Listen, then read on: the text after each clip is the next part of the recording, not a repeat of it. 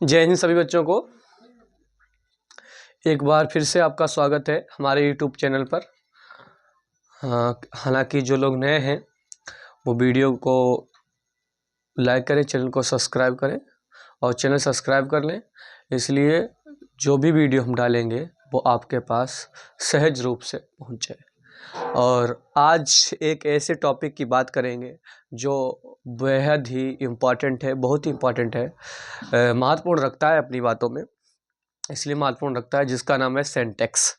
हालांकि जो कक्षा 9 में है, 10 में है या कक्षा 12 में, कक्षा 12 में वो सभी लोग जानते हैं कि सिंटैक्स क्या होता है, और जो 9 10 में है वो एक बात ध्यान रखें, आपके पेपर में क्वेश्चनों में आएगा करेक्ट इनकरेक्ट। ठीक है, तो अधिकतर बच्चे करेक्ट और इनकरेक्ट के ही नाम से जानते हैं इसे, और इसे कक्षा 12 में विस्तार रूप से पढ़ने के लिए और टीचरों को पढ़ाने के लिए इसका नाम दे दिया गया है सिंटैक्स।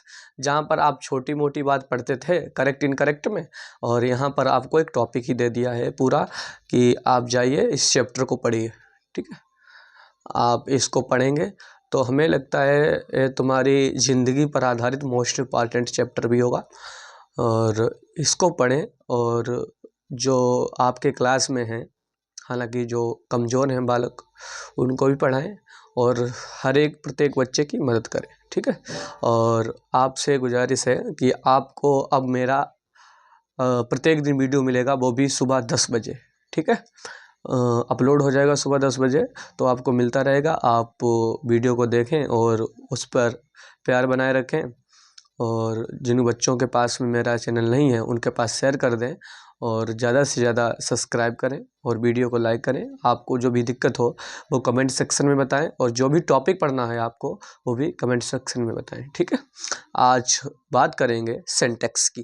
किसकी बात करेंगे? सिंटैक्स की। सिंटैक्स की स्पेलिंग देख लीजिए, SYNTX, सिंटैक्स, SYNTAX। अच्छा, सिंटैक्स का मतलब क्या होता है, सिंटैक्स का अर्थ क्या होता है, जरा ये भी 2 लाइन में लिख दें किस तरीका से क्या होता है। रूल्स फॉर राइटिंग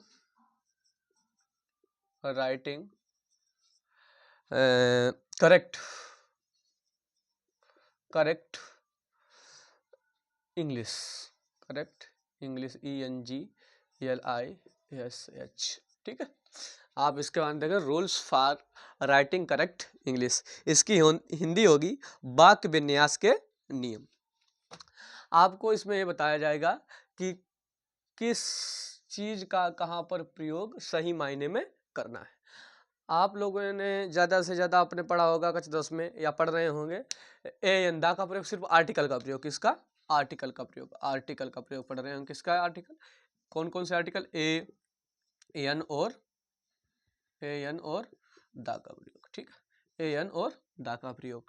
और आपके लिए एक चर्चित आर्टिकल ये रहता है, ये वाला तुम्हारे लिए मोस्ट इम्पॉर्टेंट है, दा का प्रयोग। हालांकि आपने कहीं पढ़ लिया होगा, महान चीज़ों से पहले दा का प्रयोग करते हैं। ठीक है, जैसे नदी हो गई, ठीक है, मतलब पवित्र ग्रंथ हो गए, इनसे पहले किसका प्रयोग करते हैं? दा का प्रयोग करते हैं। और इसका प्रयोग सही मायने में कहाँ पर होता है, ए का प्रयोग कहाँ पर होता है, एन का प्रयोग कहाँ पर होता है, दा का प्रयोग कहाँ पर होता है, आपने तो 1-2 रूल सीखे हैं। ठीक है, और सिंटैक्स इनकी संपूर्ण जानकारी बताएगा कि इनका प्रयोग कहाँ कहाँ पर होता है। पवित्र जगहों के अनुसार पवित्र जगह पर होता है दा का प्रयोग, और उसके बाद में और कहाँ पर हो सकता है सही मायने में, इसका भी सही मायना कौन बताएगा? सिंटैक्स बताएगा। और सिंटैक्स में बहुत सारे रूल मिलेंगे जो आपको बताएंगे कि किस तरीका से किस आर्टिकल का या किस चीज़ का कहाँ पर प्रयोग सही मायने में होता है और कहाँ पर नहीं होता है। इसके बारे में कौन बताएगा? सिंटैक्स बताएगा। जैसे कि दा का प्रयोग देख लेते हैं। आपको हम बार बार बताते चले आए हैं कि दा का प्रयोग महान जगह पर, कहाँ पर? महान जगह पर, महान जगह पर, महान जगह पर। दा का प्रयोग कहाँ पर करते हैं? महान जगह पर। जैसे कि कुछ बच्चे क्या करते थे, दा का प्रयोग एक्स्ट्रा उनकी जेब में रखा हुआ है, उन्होंने निकाला और मनाए वहाँ पर लगा दिया। ऐसा नहीं करना है, क्योंकि आपको हम बताएंगे सिंटैक्स का प्रयोग, सिंटैक्स में दा का प्रयोग कहाँ पर कैसे क्या करते हैं, सिंटैक्स के माध्यम से आपको मालूम होगी हर एक बात। जैसे कि दा, जैसे इंग्लिश लिखा है, ENGLISH, ठीक है। आप सभी जानते हैं ए क्या है, विषय है, क्या है, विषय है। और विषय को अंग्रेजी बोलते हैं सब्जेक्ट, क्या बोलते हैं, सब्जेक्ट बोलते हैं, सब्जेक्ट बोलते हैं। और क्या है, अंग्रेजी, इंग्लिश वाले क्या होता है, अंग्रेजी, ये आप सभी को मालूम है। और हमने ये भी बताया था अंग्रेजी कभी महान नहीं हो सकती, क्यों नहीं हो सकती, इसके बारे में बताएंगे। आप देखते हैं कि बच्चों के एडवांस जब में रखा है दा, उन्होंने इसके आगे क्या लिख दिया, दा इंग्लिश। अच्छा, दा इंग्लिश, क्या इंग्लिश महान है, नहीं है। तो आप दा का प्रयोग, ए का प्रयोग, एन का प्रयोग बहुत कायदे से करें, क्योंकि आपने एक दो रूल्स पढ़ लिए हैं, कहीं कहीं पर आप गलत याद भी कर लिए होंगे, आप एक गलत कर देते हैं कहीं कहीं पर, तो आपको सही मायने में डायरेक्ट करेक्ट इनकरेक्ट आपको कक्षा 12 से कुछ मदद लेनी है, सिंटेक्स को पढ़ना है, ठीक है। और सिंटेक्स जिसने पढ़ लिया, मैं बात कहता हूँ, कभी भी वो वाक्य गलत नहीं कर सकता है, कभी भी वाक्य गलत नहीं होगा आपसे।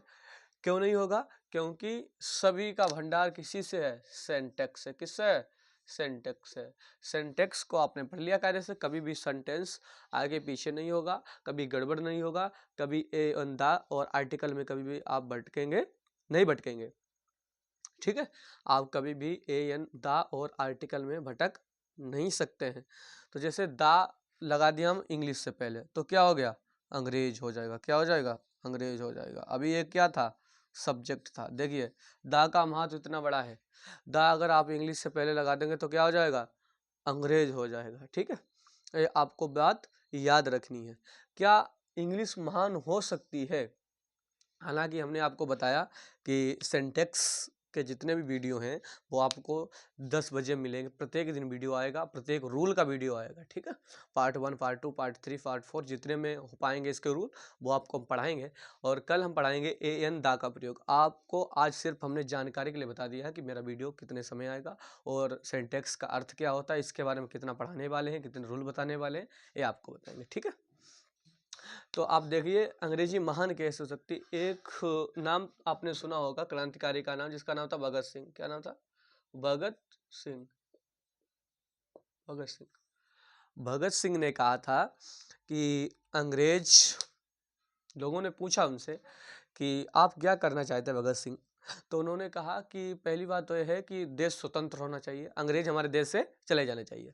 भगत सिंह ने यह भी कहा था कि अंग्रेज आज नहीं, कल नहीं, परसों तो चले ही जाएंगे, ठीक है।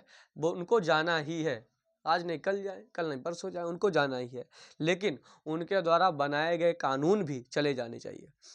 एक बहुत शंका की बात, असमंजस की बात यह है कि बड़े दुर्भाग्य की ये बात है कि उनके बनाए गए कानून आज हम 70, 72, 75 सालों बाद भी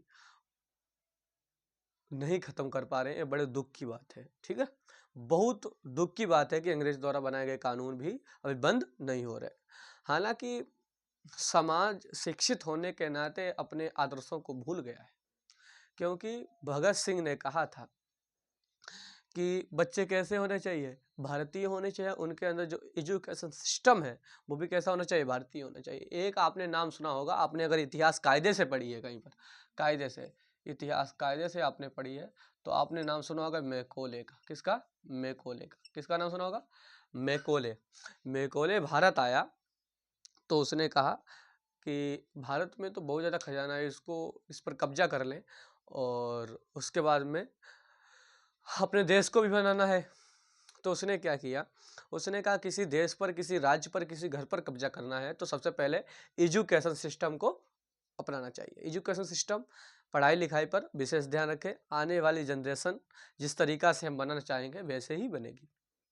तो उसने क्या लिखा, इतिहास ऐसा बना दिया कि हमारे राजा इससे लड़ रहे थे, वो राजा उनसे लड़ रहे थे। हमारे इतिहास में तो ये पढ़ाया जा रहा है। क्या एक बात बताए, जिस राज्य में, जिस देश में बार बार लड़ाई होती रहे, वो क्या छंद उपन्यास की रचना कर सकते हैं? लेकिन हमारे भारत देश में प्रत्येक की रचना हुई। तो कहीं कहीं पर यह लगता है कि उसने हमारा दिमाग ही ऐसा बना दिया कि आप अपने देश के बारे में कभी सोच ही नहीं सकते अच्छा, पॉजिटिव। कैसे कि हम यही सीखेंगे कि हमारे दादा परदादा तो जो थे, दादा परदादा, वो लड़ते ही रहे। किसने इतिहास दिया ऐसा, मैकोले ने दिया। तो हम ये कहते हैं कि आप खुद अपने सिस्टम को समझे, एजुकेशन सिस्टम को कायदे से पढ़ें, और जिससे कि हमारा भारत तरक्की कर सके। उन्होंने कहा था भगत सिंह ने कि कॉन्वेंट जितने स्कूल हैं, अब देखिए कॉन्वेंट स्कूल किसने खोले, जरा कॉन्वेंट स्कूल को भी देख लेते हैं। कॉन्वेंट स्कूल बनाया किसने बनाया? मैकॉले ने। उसने कहा कि जितने भी भारत के रहने वाले लोग हैं, अब देखो इन्हें एकदम तो अंग्रेज बना ही नहीं सकते, वरना लाठी पड़ेंगी। उसने क्या किया, उसने कहा जितने भी भारतीय बच्चे नई जनरेशन है, न्यू जनरेशन में क्या करेंगे हम कि ऐसा करेंगे कि इनको हम कॉन्वेंट स्कूल में पढ़ाएंगे। ये देखने में ऊपर से भारतीय लगेंगे, लेकिन इनके अंदर जो आचरण है, उनके जो अंदर विचार हैं, वो किसके अनुसार हो जाएंगे? अंग्रेजों के अनुसार हो जाएंगे।